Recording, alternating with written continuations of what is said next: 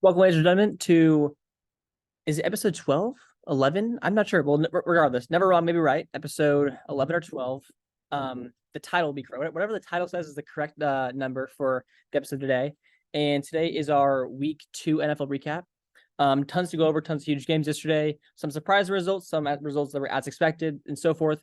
So let me start the timer and let me share my screen and we'll get right into it. That way we can get so today's episode is gonna be a little different than what we did in previous shows. I also learned that if you watched that episode on Friday, you saw that I learned how to expand my face so you can see me better.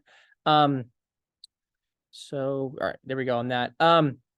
So on last time we did this, the format was we covered 4 games in an episode. We did a longer time per game for each episode. Today we're going to switch it up. We're going to see which way I like it better, and feel free to comment down below which way you'd like it better as well.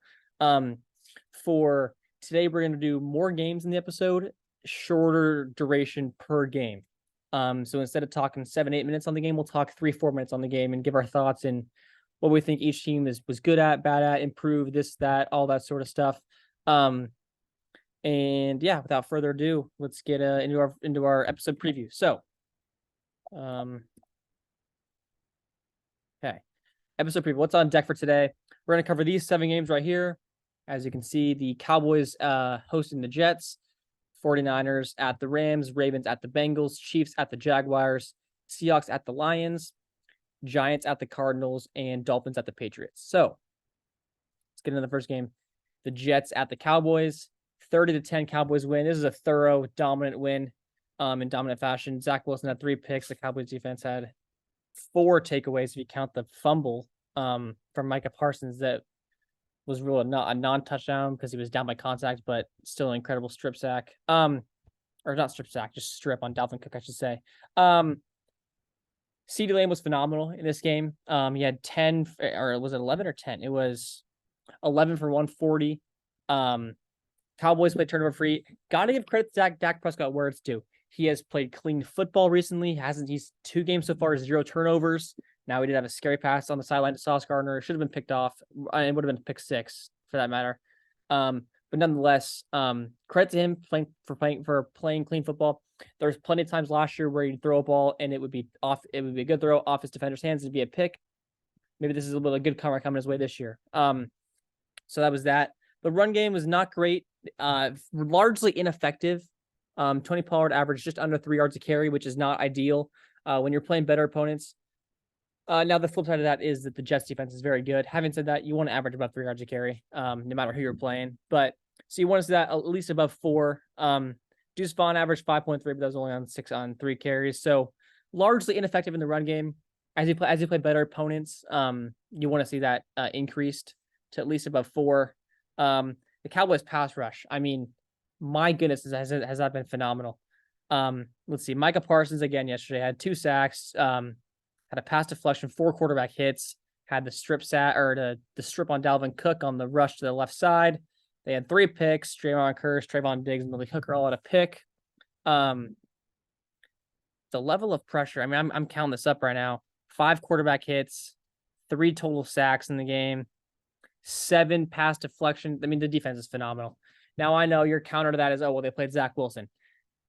Now that is the one problem, which I will say is that I did not think Zach Wilson would be that ineffective and that bad. Now I don't think he's very good, but I didn't think that he would be as bad as maybe the public perceived him to be.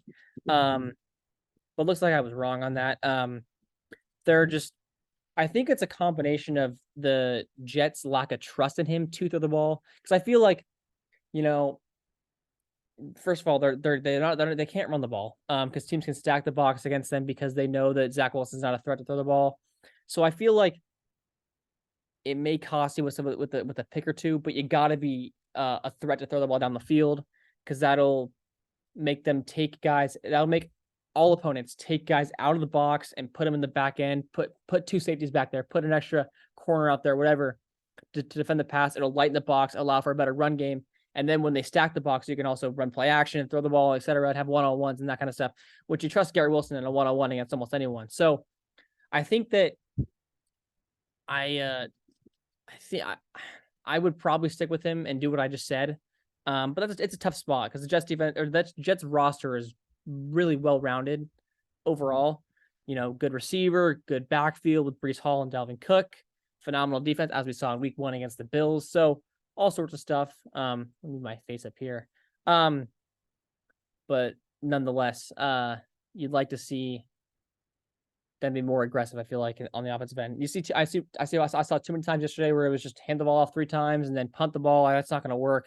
So, and then there's the they start throwing the ball down the field when the game's virtually over at the end of the game. And that doesn't count. I mean, like first quarter, second quarter aggressiveness. That's what I need to see to help them be more successful.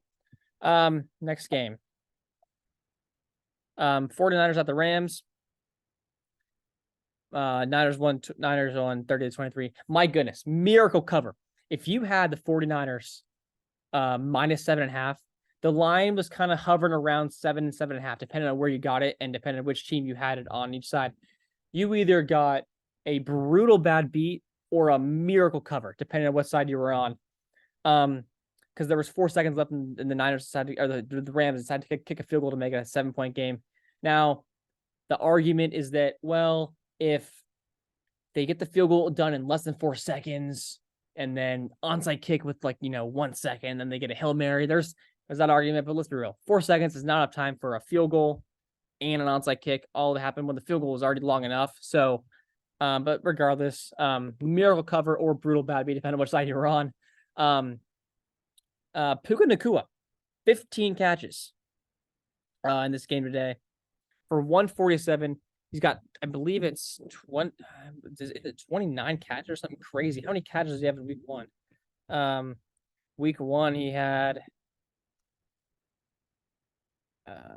sorry, 1 second. Week 1 he had, so he's got 25 catches through 2 weeks. That is incredible. It's an NFL record. Now you would think a large part of that will be taken away once Cooper Kupp comes back, likely in Week 5. But nonetheless, impressive to him on that. Matthew Stafford's looked okay. Both the picks, one of the picks was right through Kyren Williams' hands. So it's tough to pin that right on Matt Stafford. Another one was off another defender, another offensive player. I forget who, for Delmar in order to pick that one off. So Stafford's been playing okay. They decided to randomly rule K-Maker as a healthy and active, and it sounds like he's on the trade block. I don't totally understand that unless they're thinking that Kyren Williams is going to be the 3 down every day back, 3 play every down back. In that case, I guess you could chip off K-Makers for maybe a 5th round pick, I'd say maybe. So that's that. The one thing about the Niners I will say is the Brock Purdy deep ball was a little concerning yesterday. He missed multiple people. He missed Ayuk on a sluggo slant and go up the right sideline. He missed, I believe it was Debo up the middle, up the seam. And I think he missed one more too. That was not Brock Purdy's finest performance. Only completed. What is this? Let's see. Completed 60% of his passes for 202 yards, 8.2 on the average. It wasn't that he played terrible. It was just that you want to see more effectiveness. But still hasn't lost a regular season game, so credit him on that. If you go last year and this year, all regular season games, his only loss as a starter was like when he got hurt in the first quarter on his first series. So how much do you count that as a loss on him necessarily? And then as usual, McCaffrey looked incredible. Ayuk got hurt early in the game and then wasn't really featured at all, really. You wonder, was that he had 1 catch after he got hurt. He played the rest of the game, but you wonder, it was almost like, was he used as a decoy? Was he really out there as a primary read in all the plays? We'll have to see. It's short week. We'll see if he plays. But I think he'll play, just more how effectively he'll be in this upcoming game. And then so our next game, Ravens at the Bengals. My goodness, this is a shock. Not the score necessarily, but the Bengals and how they've fared so far is kind of shocking. Find the box score to get the official stats up here. Joe Burrow has looked terrible in the first 2 games. I'm shocked to say that. I thought he'd play a lot better. Completed 65% of his passes, which is okay. 5.4 on the average. 220 yards is not great. Had an interception in the red zone. That wasn't good. They're running the ball okay. I mean, Mixon averaged 4.5 a carry, which is okay. But something just I don't know if it was his injury and the lack of preseason work or whatnot, but the connection with him and Jamar Chase just has not been there. I don't understand what it is. It hasn't been there. They have not been able to throw the ball effectively through 2 games, and you can't blame the weather on this one. The Ravens were missing multiple secondary pieces yesterday, so you would have thought that the Bengals would really air it out. That was absolutely not the case. So kind of a shocking result. The Bengals next week play the Rams on a Monday night at home. They better win that game. They're not winning 0-3. It's a brutal start to the year because it's 2 division losses too. And in a division that I think will be super competitive, you have the Steelers who played tonight, who I thought would be a lot better in week 1. I still think we'll win the division and we'll be a good team. But you have the Steelers, you have the Ravens who are 2-0 with a division win. The Browns who are 1-0 right now with a division win. And so either you have an 0-2 Steelers or a 1-1 or 2 1-1 teams. So the Bengals are gonna be 4th in the division regardless, or tied for 4th with the Bengals or with the Steelers. I mean, if they lose, so they better turn around quick. The Rams have not looked as bad as people thought at the start of the year. So we'll see how that game goes. But the Ravens run game, I want to point out that because J.K. Dobbins was lost for the year last week with an injury, the torn Achilles. They averaged 4.8 a carry through multiple people. I saw Lamar Jackson use his legs a lot more yesterday, which I thought was a good point. 4.5 on the carry for Lamar Jackson on 12 carries for 54 yards. Gus Edwards averaged 6.2 carry, which was really nice.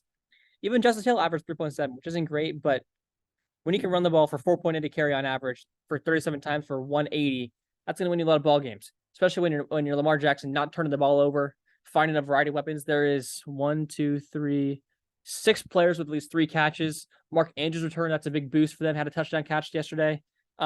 Zay Flowers has looked incredible through 2 games. Had another 62 yards yesterday on 4 catches. Odell did get hurt in the game. He did not return. We'll have to see how the ankle is as they play who do they play this next week? They play the Colts. So that should be a win. So the Ravens looking like 3-0 in their back pocket after they crush the sorry Colts, who might not have Anthony Richardson because of concussion. So great start for the Ravens, exceptional, and a kind of a nice little practice game for next week. Next game we have Chiefs-Jags. For how hyped this game could have been, it could not have been more of a boring game. I'm gonna be honest. Trevor Lawrence looked atrocious. He didn't turn the ball over, had a terrible completion percentage, basically 50% on the completion percentage for 216, no touchdowns. They were awful in the red zone. Trevor Lawrence was. They could not run the ball at all. Travis Etienne averaged 3.3 a carry, which was very ineffective. Christian Kirk and Evan Ingram had a good game. Calvin Ridley was a virtual no-show, 2 for 32 on that. But they were held to 3 field goals. They were stopped in the red zone 3 times, once at the end of the game and then twice earlier in the game. But I want to give credit to the Chiefs defense. And Chris Jones came back and made his impact felt. He had a sack yesterday. Chris Jones, where's his stat line? He had, 2 tackles, 1.5 sacks, a tackle for loss, 1 pass deflected, and 2 QB hits. For someone who wasn't even in camp and hasn't even been with the team recently, to come in and play that effectively right away is largely impressive. And the whole defense as a whole from the Chiefs, holding the potent Lions offense to score 31 yesterday to 14 points offensively, holding the Jaguars to 9 points, no touchdowns, 0 for 3 touchdowns in the red zone is incredible. I thought the Chiefs would be really good because of their offense, not because of their defense necessarily. I think it's the other way around. I think the defense might be a large part in why I had them win the Super Bowl this year. Mahomes, classic, basically 75% ish on the completion percentage, 305, 2 touchdowns. Did have a pick on a deep ball. I'd like to see him pocket that one. It was double coverage. But in the run game, Pacheco averaged 6 yards a carry. That's great. Mahomes scrambled for 30 yards. That's good too. Averaged 4.6 collectively as a roster. I will say, I feel like it was week one for Kelce, I should say, and he was obviously hurt with the knee injury. I'd like to see him be more involved. I'm not exactly sure why he only had 4 catches. Now he had 9 targets, but 4 catches. I want to see more catches from him. I think it was good to get Kadarius Toney the ball, build up his confidence a bit. Had 5 catches for 35 yards. Sky Moore had the long one and the touchdown. Good for him. This might be a get right game for them. They play the Bears next week. That'll be basically this. I think this next week against the Bears is a perfect chance. It's a get right game for them. The Bears have an awful defense, awful roster. The Bears might go defeated. They might not win a game. Their Bears are so bad. And so is Justin Fields. Who would have guessed? Like myself, I told you he was terrible. So that'll be they're 13-point favorites. They'll smoke the Bears at home, and then get ready for the Jets, Vikings, and so forth. Chiefs, no problems there. They'll look good. They'll be good all season. So going to our next game here. Seahawks versus Lions. Let me pull up the box score there. This one was a thriller. Back and forth game. You had the Seahawks winning in overtime. You had Goff throwing his first pick in nearly 400 attempts, third longest streak in NFL history. It was like 384, I think is what the number was for attempts without an interception. 383, maybe something like that. So credit to them on that. The Seahawks were incredible in the passing attack. No turnovers throwing the ball. Geno Smith, a touch over 75% completion percentage. 330, 2 touchdowns, no picks. You really want to see the run game be more effective. Kenneth Walker averaged 2.5 a carry. And when you play better defenses who will defend the pass a bit better than the Lions did, it's concerning. And you don't want to rely on, strictly being a one-dimensional offense just to score. Having said that, DK Metcalf, 6 for 35.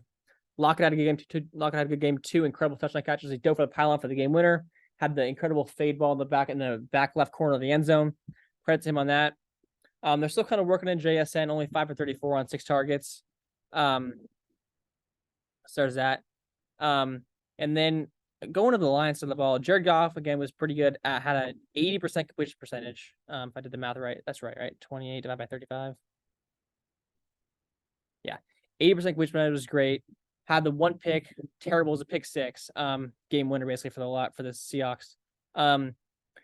Montgomery was all right, average 4.2 a carry, got hurt. So that's where this running back situation comes into play. Now they have not been using Jahmyr Gibbs in the run game very much recently. Are they gonna move Jahmyr Gibbs to more of the every down back, passing and run game, or is it gonna be they're gonna run Craig Reynolds in the run game more often and have Jahmyr Gibbs be kind of the more passing back like he was yesterday? Like yesterday, Gibbs had 9 targets, 7 catches for 40 yards. Very ineffective in the run game. But what are they gonna do with the run game? And then Sam Laporta looked phenomenal. Had 5 catches, 63 yards yesterday. Josh Reynolds looked good. Amon-Ra St. Brown looked good. The whole line's offense looks great. It's going to score points. The question is the defense going to hold up? Next week they have the Falcons, so I think that'll actually be a good game. Falcons have looked okay so far. The Seahawks have the Panthers, so they should win that. That's a home game right there. So Seahawks are looking good. So moving on to our next game, we have the Giants versus the Cardinals. Now this one, my goodness, if you're a Giants fan and you turn the game off at halftime, I don't blame you. The Giants were staring their season being over. Listen to the stress the Giants have. Giants lost week 1. Okay, you play the Cardinals, cool. You play the Niners, you're going to get killed on Thursday without Saquon Barkley. You play the Seahawks then. You play the Dolphins, who are undefeated. You play the Bills. You play the Commanders. The next 5 games. You're probably going to be underdogs in every one of those games. Every one of those games. If you lose that, you're staring potentially 0-6 in the face, 1-5 in the face, and you are not making playoffs with that. So huge. You cannot even understate how important that comeback win was for the Giants. Saquon Barkley making plays as he always does. He had 6 catches for 30 yards. Had the incredible 9-yard touchdown catch, diving for the pylon in the 4th quarter. Was fairly ineffective in the run game, under 4 a carry, but had the touchdown. Daniel Jones played overall pretty good. He had the 1 pick, but it wasn't his fault. It was off Barkley's hands. Threw for 330, 320, I should say, 2 touchdowns and a rushing touchdown. Rushed for 60 yards, averaged 6.6 a carry, which is great. But I want to mention the Giants' play calling. I like the more I watch this, I would personally argue that Saquon Barkley is their best player. That's probably what most people would say. But even if you think Daniel Jones is your best player, Saquon Barkley at what he does, the running back spot, is much better compared to the rest of the league than Daniel Jones is compared to the rest of the quarterbacks. Meaning, like, Daniel Jones is QB 10 in the league, and Saquon Barkley is RB 3 in the league. That sort of sense. Those aren't exact numbers, Daniel Jones is probably more like quarterback 13, I'd say. I'd have to make a list. I have to look at all the quarterbacks, but Barkley maybe RB5, RB3, RB2, whatever. In that, you get the point. The Giants consistently, I watch them, do not run the ball enough. They get in the red zone. I watch them. A lot of their drives were they could not score at all. And I'll read the first drive, they go Daniel Jones pass. They punt 3 and out. Next drive, they run the ball. They get a first down with Saquon Barkley. They end up punting, but they run the ball. Next drive, they punt on the third drive. What do? They go Daniel Jones pass 3 and out. A lot of the times when they go 3 and out, it's when they're not running the ball. And I know you can make the case, well, they got down and they had to pass the end of the game. That's right, they had to pass the end of the game. But when you get in the red zone at the end of the game, you don't need to pass. You can run the ball. You can run the ball in the red zone. Give the ball to your rest player, which they were not doing enough yesterday. But they ended up coming out with credit to them. Daniel Jones makes some big throws at the end of the game when he needed to. And the Giants saved their season. Not even joking, literally. I also want to know if it's an NFL record to be outscored 60-0 to start the season in terms of before you scored your first point. I think that might be a record, to be honest. And our last game of the day that we're going to discuss here on the Never Right, Maybe Wrong show is the Dolphins versus Patriots game. 24-17 last night. Dolphins win. They're 2-0 on the year against 2 quality opponents. Next week they have the Broncos, which the Broncos suck. Who would have guessed it? I don't know. Maybe I did. Credit to myself. I picked the Patriots +3 in this game because I thought that Bill Belichick would shut down the pass game, shut down Tyreek Hill, and make them have to run the ball. And I believe that the Dolphins are not a good running team. I was wrong. Credit to the Dolphins. I thought they were strictly a one-dimensional roster who were only capable of passing the ball, couldn't run the ball. And what did they do? They shut me up. They had Raheem Mostert average 6.7 yards a carry. Credit to them. Tua threw for 250, had a terrible pick. They're up 17-10. There's a terrible interception. And that's one where you question the arm strength a bit, Tyreek Hill was so open down the sideline. Can you, if that's a Herbert, or someone like that with incredible arm strength, or a Lawrence, can you laser that ball in on less of a loft and more of a line to beat the defender there? Maybe throw it more back shoulder near the sideline and beat the defender coming over to make a play. Who knows? But regardless, threw a loft ball, threw a deep ball to Tyreek Hill, got it picked off by the stud rookie corner Christian Gonzalez. He's looked incredible through 2 games. Tyreek Hill was largely shut down in this game. Only had 40 yards on 5 catches. Did have the touchdown for a 2-yard touchdown. But and then I want to touch on this too. Mac Jones actually has not looked terrible. He's looked okay. He did have that one atrocious pick where it was like a fade route down the sideline, but he didn't loft it at all. He threw a line drive where it was the easiest pick of Xavier Howard's career. Terrible throw on that, but in large part, Mac Jones has not looked terrible. But I will say, I kind of question with how good I believe the defense is and how good I think it is, because they held the Eagles to 25 points, but it was a lot of field goals and a pick six. They held the Dolphins 24. I kind of wonder maybe if the Patriots were a team aggressively trading for a quarterback, they went out. I know he got hurt, but they went after Aaron Rodgers, or I don't think it's that good, but went after a guy like Derek Carr or someone like that. I feel like they'd be a better team, because they'd be more effective in the pass game. But nonetheless, they're not going to win any games if they can't run the ball. I mean, they're averaging 3.5 a carry. Ramondre Stevenson's averaging 3.3 yards a carry, which is not going to get it done. Zeke is averaging 2.6 a carry, which is not going to get it done. I mean, they can't run the ball at all. Their yards per attempt between the two is about 3, little under 3 yards per carry, if you average out for Stevenson and Zeke. So that's not going to work. And then, where was I? And then also, the blocked field goal was one of the most incredible plays that I've ever seen. I was watching the Pat McAfee show this morning, and he was talking about how the punter, the holder, who's the punter, has a tell where he would, the kicker goes back, lines up, does his steps, and points the freaking goalpost oh, yep, dead straight on. There we go. And then the punter looks at him and is like, all right, you good to go? And then like he'll be like, and then he'll, snap, put his hand out for the ball, and then he'll grab it, hold it, put it down. The punter was with New England, they said, for 5 to 6 years, where Bill Belichick would study the guy, and he would know that the tell was once the kicker gets back there, he'll check with the kicker, make sure the kicker's good, be like, oh, you good? And then he'll like almost like breathe in and like breathe down, like hunch down and be like, and the ball would come. They timed that up so well. They studied that in film so well. They had Brendan Schooler come in motion when he saw that, line it up perfectly, get around the edge, and get the block. Incredible play. One of the most incredible plays I've ever seen from a master head coach. Having said that, I want to know, I would love to ask Mike McDaniel why Christian Wilkins is blocking on that play. Why is Christian Wilkins blocking on a field goal? I have no idea why. He plays defensive tackle.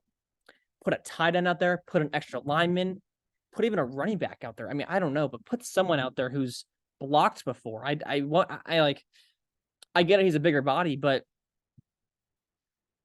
I would be curious to know if there was a lineman out there, maybe the rush isn't as effective from Schooler on the outside. So I think that's something that gets corrected in the future, and they don't have him rushing, or they don't have him at the edge spot blocking on the field goal. But nonetheless, and then I knew Bill Belichick would run a lot of man coverage. That's why I picked the Patriots +3. They in large part shut down Tua in the passing game.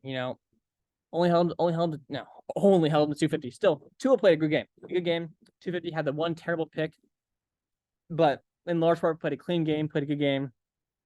They ran the ball very effectively, better than I thought, and much better than the Eagles did against him.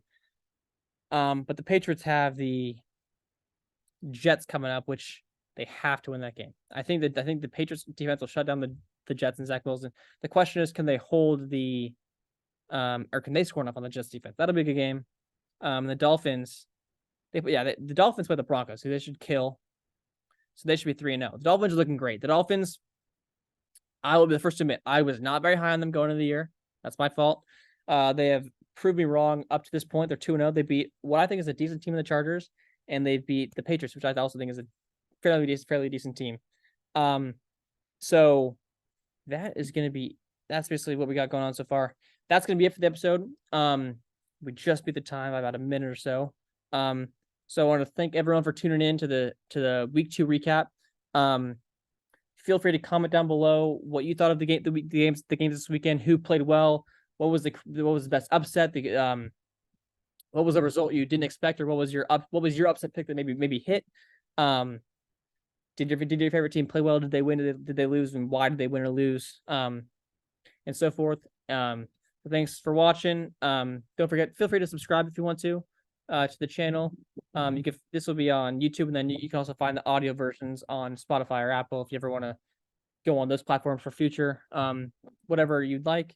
And then, so thank you very much. I will see you guys. I'm moving to college tomorrow. No, on Wednesday. So schedule will be a little off. We will have a show Thursday for sure. Thursday will be the college football week preview. There's some massive college football games this week. Huge week from that. So Thursday will be the college football show. Friday will be the gambling show.